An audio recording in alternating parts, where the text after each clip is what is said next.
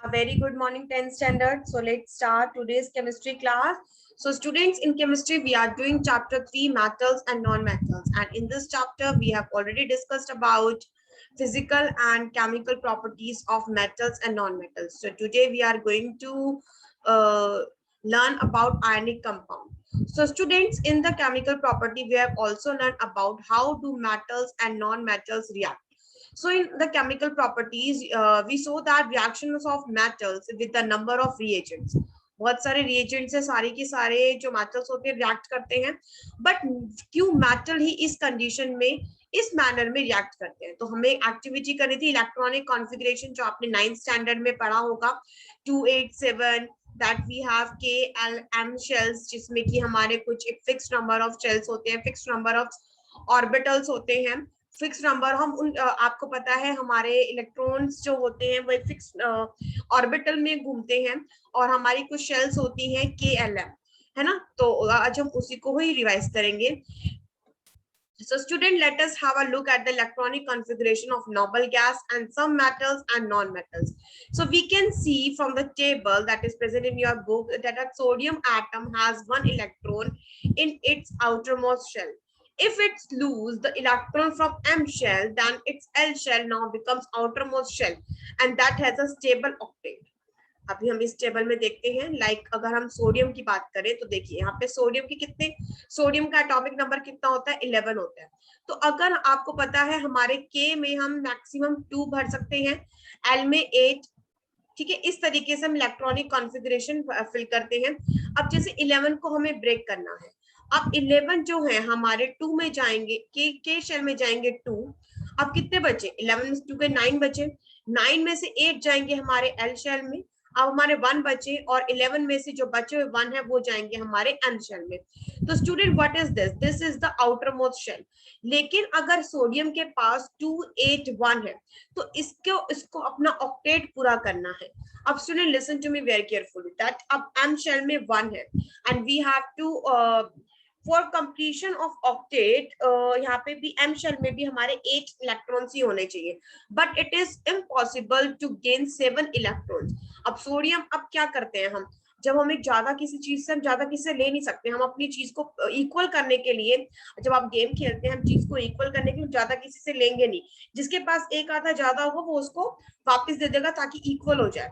अब ऐसे ही सोडियम क्या करेगा, इसके लिए इजी है 1 इलेक्ट्रॉन डोनेट करना एज कंपेयर टू 7 इलेक्ट्रॉन लेना टू फिलफिल इट्स ऑक्टेट। तो वो क्या करेगा, अपने इस 1 इलेक्ट्रॉन को डोनेट कर देगा, तब उसका ऑक्टेट क्या हो जाएगा, स्टेबल हो जाएगा। ओके तो इसमें भी ऐसे ही है, if it lose the electron from its M shell then its L shell now becomes the outer most shell. अब एम शेल तो उसकी निकल ही जाएगी, अब जो होगा stable octet. The nucleus of this atom still has 11 proton but number of electrons now 10। अब जैसे हमने पढ़ा था एक जो भी कोई एलिमेंट होता है उस पे नंबर ऑफ प्रोटॉन और इलेक्ट्रॉन इक्वल होते हैं तभी वो स्टेबल होता है। लेकिन अब उस पे प्रोटॉन्स तो अभी भी उसके पास 11 ही है जो उसके एटॉमिक नंबर है, लेकिन अब उसने अपना एक इलेक्ट्रॉन डोनेट कर दिया है तो अब उसके पास कितने इलेक्ट्रॉन बच गए, 10। तो अब जब भी हम कोई चीज एलिमेंट में, जब भी वो एलिमेंट कोई चीज डोनेट करता है, अब कितने उसने डोनेट किए, 1 डोनेट किया तो +1। On the other hand, chlorine has 7 electron in its outermost shell. अब हम क्लोरीन, अगर हम क्लोरीन की बात करें तो क्लोरीन का एटॉमिक नंबर 17 होता है, electronic configuration is 287. So for chlorine, it is easy to gain 1 electron as compared to donate 7 electron, है ना। तो वो अपने 7 दे नहीं सकता बल्कि 1 ले सकता है। तो इसलिए हम एक Na और Cl के बारे में, इस आयनिक कंपाउंड के बारे में सबसे पहले हम 2 एलिमेंट्स के बारे में ही पढ़ेंगे। Now it requires 1 more electron to complete its octet. If sodium and chlorine react, if metal and non-metal, sodium क्या है, मेटल है, क्लोरीन क्या है, नॉन मेटल है, अगर हम इन दोनों को रिएक्ट करवाएं तो किस तरीके से रिएक्ट करेंगे हम इसमें पढ़ेंगे। So students as you know कि जब भी हमारा कोई एटम जो भी हमारे न्यूक्लियस होते हैं उसके आसपास जो हमारे इलेक्ट्रॉन रिवॉल्व करते हैं and the electron revolve in a fixed orbital, this is known as orbital, इनको ऑर्बिटल्स बोलते हैं and they have shells, K shell, L shell, M shell. इस तरीके से हमारी शेल्स होती हैं। के शेल में हम नंबर ऑफ इलेक्ट्रॉन्स हमारे 2n स्क्वायर होते हैं, के में हम मैक्सिमम 2 भर सकते हैं, एल में हम मैक्सिमम 8 इलेक्ट्रॉन भर सकते हैं, है ना। अगर हम इसमें बात करें तो अगर हम सोडियम की बात करें तो सोडियम का एटॉमिक नंबर क्या होता है 11।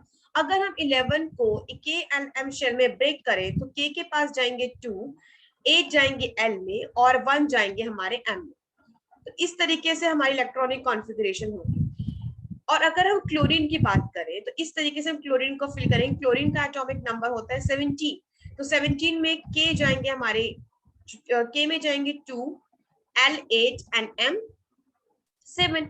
तो इस तरीके से हम इनको ऑर्बिटल्स में फिल करेंगे। अगर हम नोबल गैस की बात करें तो नोबल गैस में भी ऐसे जाएंगे। तो इस तरीके से हमारी ऑक्टेट पूरा होता है। अगर किसी में 288 है, 28 है, दैट मींस उसका ऑक्टेट क्या है, उसका ऑक्टेट फुलफिल है, आउटर मोस्ट शेल उसकी फुलफिल है। इस तरीके से अगर हम नियॉन की बात करें, जैसे नियॉन का एटॉमिक नंबर 10 होता है, तो हम उसके के शेल में भरेंगे 2 एंड उसके आउटर मोस्ट शेल में भरेंगे 8। तो हम देखेंगे फुलफिल स्टेबल ऑक्टेट है, complete filled outer most shell, ना उसको किसी को डोनेट करने की जरूरत है, ना उसको किसी से गेन करने की जरूरत है। तो this is a type that is a valency shell. तो अब जो लास्ट में हमारा जो बचता है उसको हम बोलते हैं वैलेंसी शेल। अब जैसे सोडियम की बात करें, सोडियम में हमारी तरह से वैलेंसी क्या हो गई, 1 हो गई। इस तरीके से क्लोरीन में क्या कितनी वैलेंसी होगी, अब उसको भी हमारा एक 1 चाहिए, तो उसके लिए वैलेंसी भी 1 हो। ठीक है, चलिए नेक्स्ट बात करते हैं रिएक्शन ऑफ मेटल्स किस तरीके से होगी। अब अगर हम वापस सोडियम और क्लोरीन को रिएक्ट करवाते हैं, तो जैसे हमने पढ़ा था sodium electron atomic number of sodium is 11, so we need to fill the number of electrons in their outermost shell like K L M. तो K में हमारे 2 जाएंगे, L में 8 और M में 1 जाएंगे, that is outermost shell to donate। तो उसको अपना ये हिस्सा डोनेट करना पड़ेगा to fulfill its octet।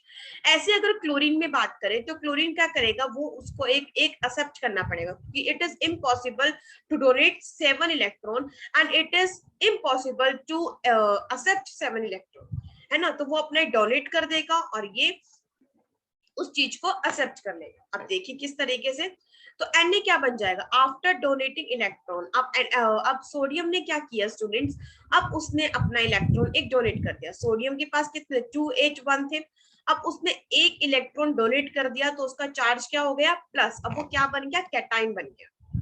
ठीक है, अब वो क्या बन गया, वो इट बिकम कैटाइन, है ना। इसको हम बोलते हैं कैटाइन जब प्लस चार्ज आता है। और क्यों, क्योंकि उसने एक इलेक्ट्रॉन डोनेट किया। अगर उसे 2 इलेक्ट्रॉन डोनेट किए होते हमें आप 2 लगा देते, बट यहाँ पे 2 नहीं आएगा क्योंकि उसने सिर्फ एक इलेक्ट्रॉन डोनेट किया है ना। चलिए स्टार्ट करते हैं। तो नाउ न्यूक्लियस मतलब प्रोटॉन्स, तो अभी भी there are 11 protons but electrons कितने हो गए, 10 हो गए। Now talk about the chlorine. Chlorine has atomic number 17287। तो क्लोरीन प्लस इलेक्ट्रॉन वो क्या करेगा, उसको एक्सेप्ट करना है।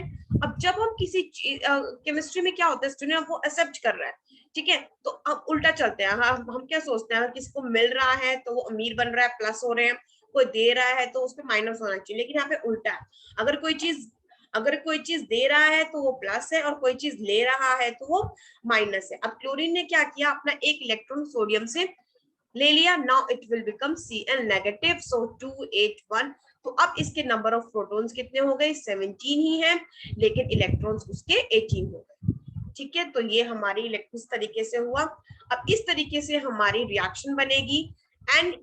Na के सोडियम के पास कितना एक्स्ट्रा था, 1 उसके बाद डोनेट करने थे, इसके पास आउटर मोस्ट शेल में 7 थे, तो इन दोनों ने आपस में मिलकर एक बॉन्ड बना लिया and that bond is known as ionic compound, कि उन्होंने डोनेट और एक्सेप्ट का फॉर्मूला एक्सेप्ट किया। इसी बॉन्ड को हम बोलते हैं आयनिक कंपाउंड। और अदर एग्जांपल्स MgCl2, AlCl3। अब नेक्स्ट डिस्कस करते हैं MgCl2। मैग्नीशियम का एटॉमिक नंबर 12 होता है, तो वो भी क्या करेगा अपने 2, it is easy for magnesium to donate 2 electron from its outermost shell, so it will donate 2 electrons, so it will become Mg2 plus because it donate 2 plus. Now chlorine 287, now chlorine HCl negative to 2H8, but chlorine needs only one, इसलिए हमें 2 electron donate करने हैं, लेकिन एक chlorine सिर्फ एक ही कर सकता है, तो वी नीड 2 क्लोरीन। तो हमने 2 क्लोरीन करे, एक हमने इस क्लोरीन को दे दिया एंड इस क्लोरीन को दे दिया, Mg become 2 plus and Cl become 2 negative. So it is also the example of ionic compound. The compound formed in this manner by the transfer of electrons, जिसमें हम इलेक्ट्रॉन्स को transfer करते हैं from a metal to non-metal, are known as ionic compound or electrovalent compound. Okay. तो अब हम इस पे देख सकते हैं, आप बता सकते हैं इसमें कैटाइंस कौन है, जितने भी प्लस के होंगे दे आर कैटाइंस, और जो नेगेटिव्स होंगे they are anions. So students, let's discuss its properties also. So properties of ionic compound. Before going to discuss properties, we have to do this activity. You take sample of sodium chloride, potassium iodide, barium chloride, or any other sample from the science laboratory. So student, what is the physical state of these? Take a small amount of sample on a metal spatula, heat directly on the flame and observe its flame. तो आप इसमें different flame को observe करेंगे. Ionic compounds के high melting and high boiling point होते हैं. चलिए पहले हम डिस्कस करते हैं वन बाय वन. सबसे पहले हम डिस्कस करेंगे प्रॉपर्टी नंबर 1, फिजिकल प्रॉपर्टी. सो जो फिजिकल प्रॉपर्टी होती है दैट जो आयनिक कंपाउंड की होती है that they are solid at room temperature, ionic compounds.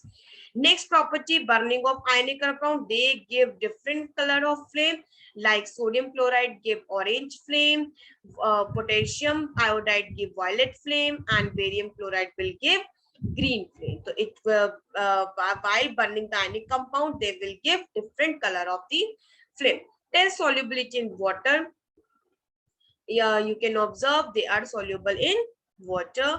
Test solubility, they can conduct electricity, as you can see, because they are made up of cation and anion, so they can conduct electricity, as you can observe sodium chloride, potassium iodide, and barium chloride. They have high melting point and high boiling point. They are solid, and at the melting point they if we increase the temperature they will convert liquid, and they will at the this is known as boiling point. अगर हम solid से liquid में करते हैं तो melting point, and liquid से gases में करते हैं तो boiling point. So thank you so much students. I hope you all have understood all the points very clearly. Thank you.